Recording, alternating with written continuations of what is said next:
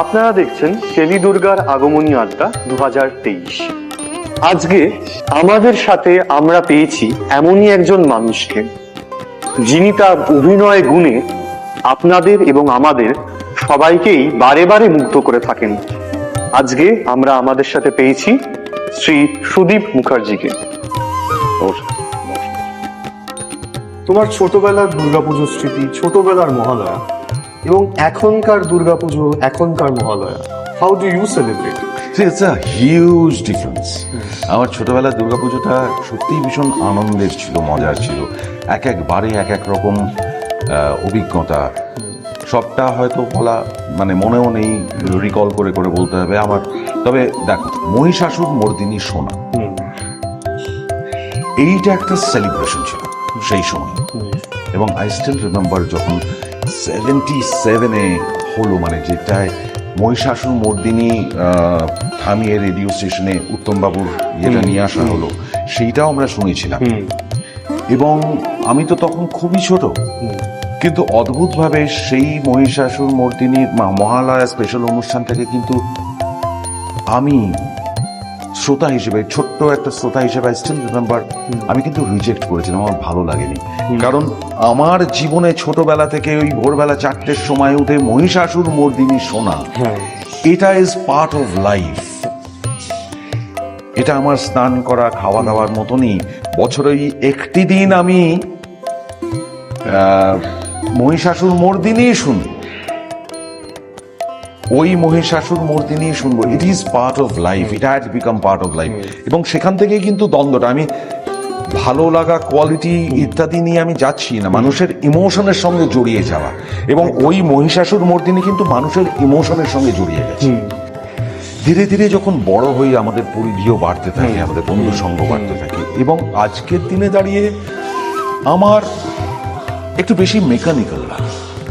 আগে যে ভিতর থেকে যে শ্রদ্ধা ভক্তি নিয়ে পুজোটা হতো, আমাদের এই থিমের লড়াইতে গিয়ে, এবং আমি কত বড় ভক্ত সেটা প্রমাণ করতে গিয়ে বোধহয় আমি কত বড় পুজো করতে পারি, এগেন ওই ধীরে ধীরে কিন্তু ক্ল্যাশ অফ ক্লাসেস আবার তৈরি হচ্ছে। কোথাও একটা মাসল আস্ফালনের মতন লাগে, যে একজন আরেকজনের সঙ্গে শুধুই প্রতিদ্বন্দ্বিতা করছে। আমার মনে হয় এটা ইকোনমিক্যালি হয়তো রেভিনিউ জেনারেট করে অনেক, হয়তো আমি জানি না কতটা। সেটা পুজো বলে এমনিতেও রেভিনিউ জেনারেট করে, কারণ এত দোকানপাট কেনাকাটি এগুলো হতে থাকে। কিন্তু আমার মনে হয় এই প্রতিদ্বন্দ্বিতা, স্পেশালি পুজো নিয়ে যে প্রতিদ্বন্দ্বিতা, যেটা মানুষের মধ্যে নেগেটিভিটির জন্ম দেয়। আমরা জানি ভাষণ দিতে গিয়ে প্রায়শই দুটো গোষ্ঠীর মধ্যে মারামারি হয় এবং কথা কাটাকাটি হয়, তোদের থেকে আমারটা ভালো, আমাদের থেকে তোরটা ভালো। এটা এমন একটা সিরিয়াস জায়গায় চলে যায়, বা এই প্রতিদ্বন্দ্বিতাটা এমন একটা সিরিয়াস জায়গায় চলে যায় যে এটা একটা মানসিক বিপর্যয়ের জায়গায় চলে যায়। এইটা বোধহয়, এই কমার্শিয়ালিজমটা বোধহয় বন্ধ হওয়া দরকার। মানে আলাদা করে কমার্শিয়াল হওয়ার কোনো প্রয়োজন নেই, তাতে আনন্দ অনেক বেশি। এবং এই যে জায়গায় জায়গায় থিম পুজো, আমি জানি না কতজনের এবারে লোকেরা সেই থিম পুজো অনুযায়ী চাঁদা এক্সপেক্ট করে, স্পন্সরসদের উপর প্রেশার থাকে, এবং যারা মেম্বার তাদের একটা স্পন্সর জোগাড় করার চাপ থাকে। এই যে নিজেদের দৈনিক কর্মজীবনের বাইরে গিয়ে এই যে চাপটা নেওয়া, এই যে এক্সট্রা চাপটা নেওয়া, যেহেতু এই প্রতিদ্বন্দ্বিতাটা হচ্ছে, আমার মনে হয় আমি সাধারণ নাগরিক হিসেবে আমি ভীষণ চাপে থাকি। আমার মনে হয় আমি ক্ষমতার বাইরে গিয়ে কিছু করতে হচ্ছে।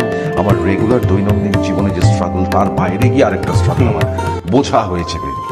এই বোঝাটা মানুষের ঘাড় থেকে নেমে যাওয়া উচিত।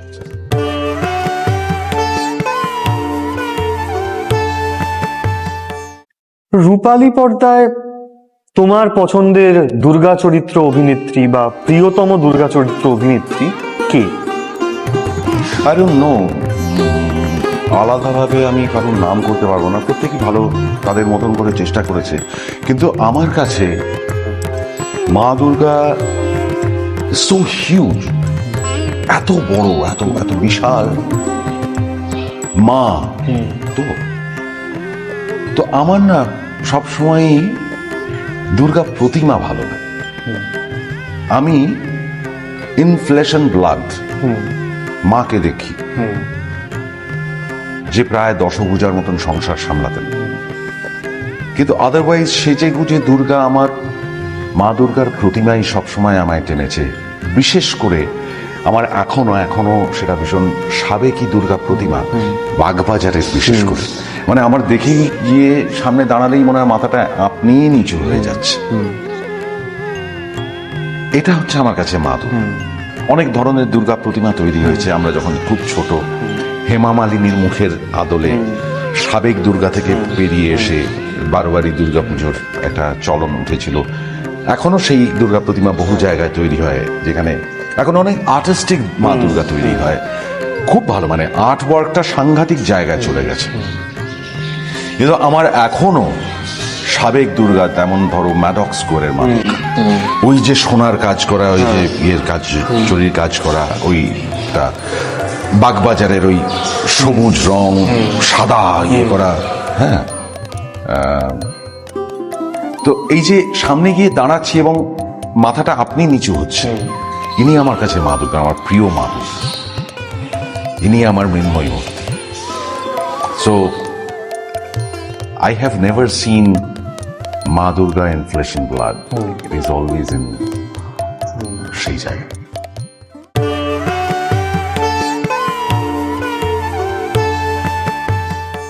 মা দুর্গা ধারাবাহিকে তোমাকে দক্ষরাজের ভূমিকায় দেখা গেছে।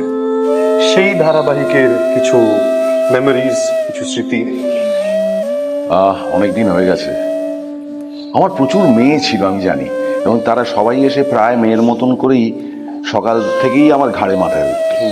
আমার মনে আছে ওই সব ধরা চুলো পরে, আর আমার একটা বেশ অন্যরকম লুক দেওয়া হয়েছিল। এটা খুব মজা হতো। আমরা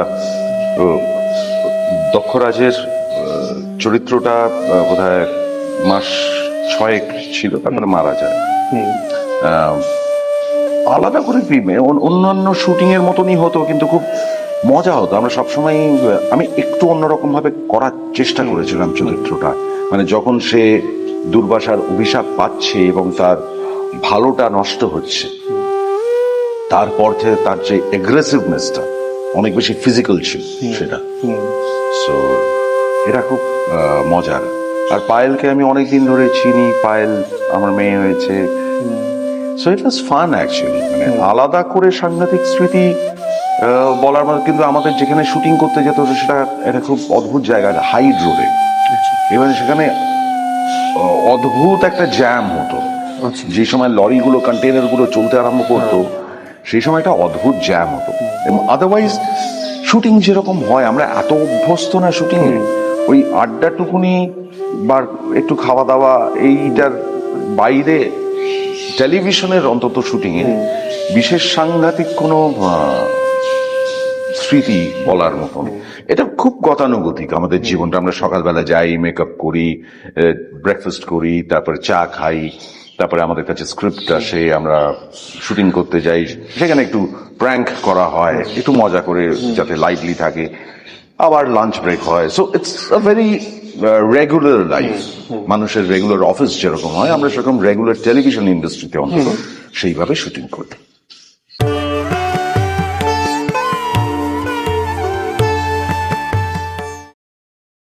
আরেকটি মহালয়াতে আপনি মহিষাসুর হয়েছিলেন এবং পায়েল দে মা দুর্গা হয়েছে। এহেন সম্পর্কের সমীকরণের পরিবর্তনে, মানে একটা চরিত্রে আপনি তার বাবার রোলে আছেন এবং আরেকটি চরিত্রে আপনি তার দ্বারা পদ হবেন, এই একটি পরিবর্তনে আপনার কোনো অসুবিধে বা কোনো মজার অভিজ্ঞতা? না না না, পায়েল এমনিতেই মানে এতটাই ছোট এবং ভীষণ আমার স্নেহের মেয়ে। ইনফ্যাক্ট ওদের এঙ্গেজমেন্টে, গুগলের সঙ্গে যখন এঙ্গেজমেন্ট হয়, আমরা কানপুরে গেছিলাম। সো সেখান থেকে ভীষণ ভীষণ স্নেহের পাখি, অলমোস্ট লাইক মাই ডটার, মানে এমনিতেই দেখি। তো অভিনয় করতে গেলে কোনো অসুবিধা নেই, এটার মানে আলাদা করে কোনো ইয়ে নেই। সেও জানে সে মা দুর্গার রোল প্লে করছিস। যেমন ধরো তুমি ভালো ড্রাইভ করো, তুমি গাড়ি চালাতে চালাতে তবে তো ভালো ড্রাইভ করতে শিখেছো। তো তো তখন তো তোমাকে আলাদাভাবে ভাবতে হয় না যে আমি গিয়ারটা কি করে দেবো, আমি অ্যাক্সেলারেটরটা কখন দেবো, আমি ক্লাচটা কখন টিপবো, because you are use to it, so very use to it. তোমার হাঁটার মতনই তুমি গাড়িটা চালাতে পারবে, গাড়ি চালাতে চালাতে চালাতে it is something like that. মানে ভেরি স্পন্টেনিয়াস। প্রফেশনাল জায়গায় চলে গেলে হ্যাঁ প্রফেশনাল অনুশীলন করতে হয়, কিন্তু প্রফেশনাল জায়গায় কাজ করতে করতে বেসিক্যালি ওটা তোমার রন্ধ্রে রন্ধ্রে ঢুকে যায়, তুমি খুব স্পন্টেনিয়াসলি সমস্ত কিছু করতে থাকো। একটা স্ক্রিপ্ট পড়লে ধরো যেখানে লোকের পুরোটা মুখস্থ করতে অনেকটা সময় যায়, আমরা স্ক্রিপ্টটা পড়ে পুরো জিনিসটা বুঝে নিতে আমরা খুব অল্প সময়ের মধ্যে আমরা বুঝতে পারি যে চরিত্রটা এরকম যাবে, এইগুলো হবে, এইগুলো করতে হবে, খুব তাড়াতাড়ি করবে। That makes the difference between being professional and amateur. So অসুবিধা কিছু হয় না, মজাই হয়।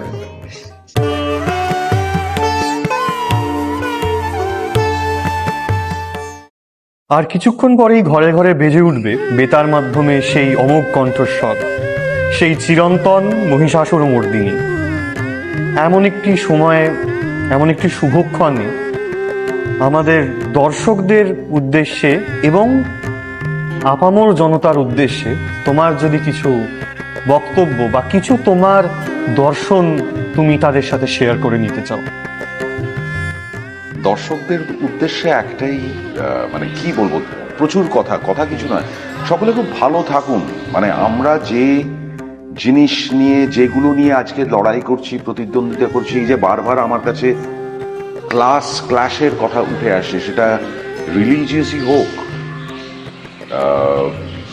বা কি বলবো, এই যে আমরা ডিফারেন্ট সেক্টর, মানে কে ব্রাহ্মণ, কে দলিত, কে হিন্দু, কে মুসলমান, এটা দিয়ে মানুষের কখনো ডিফারেন্সেস হতে পারে না, মানে এগুলো কারোর হাতে নেই। তুমি যদি ঈশ্বরকে সত্যিই বিশ্বাস করো, তার মানে সেটা ঈশ্বরেরই ইচ্ছা যে সেই মানুষটা সেইভাবেই জন্মেছে। তুমি তাহলে তুমি এই ডিসিশনটা নিজের হাতে কেন নিয়ে নিচ্ছ যে ও খারাপ ও ভালো? ওর ধর্ম নয়, ওর দর্শনটা ঠিক, আমার দর্শনটা, মানে আমার দর্শনটা ঠিক, ওর দর্শনটা ভুল। ডিফারেন্স তো মানুষের ইকোনমিক্যালি হওয়া উচিত এবং সুযোগ প্রত্যেককে দেওয়া উচিত ছোটবেলা থেকে।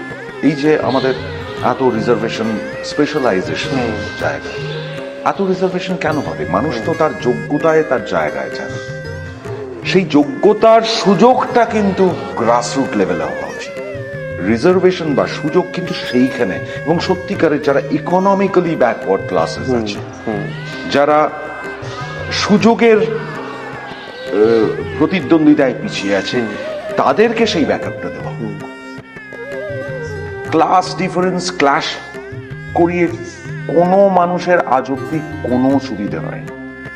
এইখান থেকে বোধহয় বেরিয়ে আসার, বিজ্ঞান এতটা এগিয়ে গেছে, আমরা এমন একটা সমাজে বাস করছি, উই টক অ্যাবাউট নেচার, প্রকৃতি আমাদের এত কিছু উজাড় করে দিচ্ছে, কিন্তু কেন আমরা নিজেদের ক্লাসের মধ্যে নিয়ে যাচ্ছি?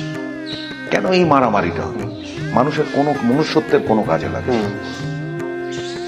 ডিফারেন্সেস ক্লাসে হওয়া উচিত নয়, বর্জন করা উচিত, এবং সেটা নিয়ে আন্দোলন হওয়া উচিত। মানুষের শুভবুদ্ধির উদয় হোক, এটুকুনি প্রার্থনা মায়ের কাছে।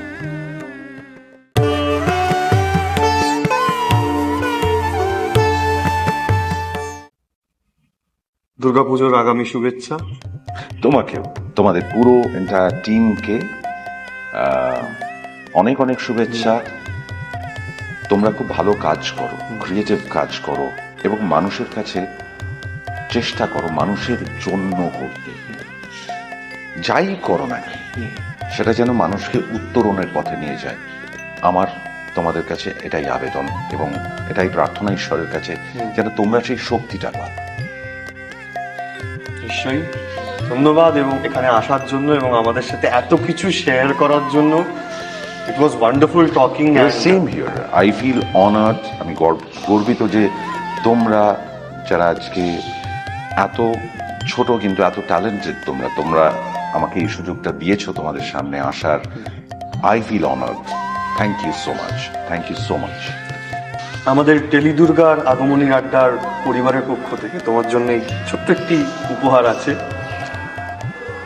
ছোট্ট কেন, দিস ইজ সো নাইস, ভীষণ সুন্দর। এটা বিশাল উপহার আমার জন্য। Thank you so much, thank you so much. খুব সুন্দর।